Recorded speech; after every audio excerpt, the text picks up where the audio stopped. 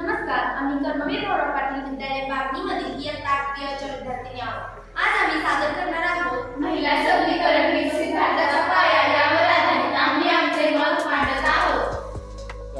आज ज्या मुली किंवा ज्या स्त्री मला येत आहे त्यांना मला एवढं सांगायचं आहे, अगं तलवारीपेक्षा तीक्ष्ण तुझ्या नजरेची धार आहे, अगं तलवारीपेक्षा तीक्ष्ण तुझ्या नजरेची धार आहे. महाराष्ट्राची वाणी तू भवानीचा वार आहे, महाराष्ट्राची वाणी तू भवानीचा वार आहे.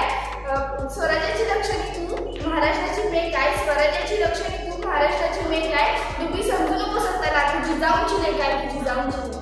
विकसित भारताचं स्वप्न तेव्हाच पूर्ण होईल जेव्हा प्रत्येक महिला शिक्षित, सुरक्षित आणि आत्मनिर्भर असेल. आर्थिक बळ, सामाजिक मान यातूनच मिळेल जीवनाला खरा सन्मान. आर्थिक बळ, सामाजिक मान यातूनच मिळेल जीवनाला खरा सन्मान. मीच माझी शक्ती, मीच माझी प्रेरणा, मीच माझी शक्ती, मीच माझी प्रेरणा. हजारों फूल लगते हैं एक माला बनाने के लिए, हजारों दीपक लगते हैं एक आरती सजाने के लिए, हजारों बूंदे लगते हैं एक समंदर बनाने के लिए, पर एक स्त्री काफी है, पर एक स्त्री काफी है हर एक घर को स्वर्ग बनाने के लिए, एक घर को स्वर्ग बनाने के लिए. सबलीकरण म्हणजे फक्त समान हक्क नव्हे, महिला सबलीकरण म्हणजे फक्त समान हक्क नव्हे, तर शक्ती, सन्मान आणि स्वातंत्र्य देणं. जगात ती पाऊल टाकते, प्रत्येक क्षेत्रात ती झेप घेते, जगात ती पाऊल टाकते, प्रत्येक क्षेत्रात ती झेप घेते, पुरुषाच्या खांद्याला खांदा लागते आणि आपल्या कामातून ती आपली नवी ओळख दाखवते, ती आपल्या कामातून आपली नवी ओळख दाखवते. तेव्हा स्त्रिया पुढे येतात तेव्हा घरच नव्हे, तेव्हा स्त्रिया पुढे येतात तेव्हा घरच नव्हे, तर संपूर्ण देश पुढे जातो. शिक्षित महिला म्हणजे शिक्षित भारत.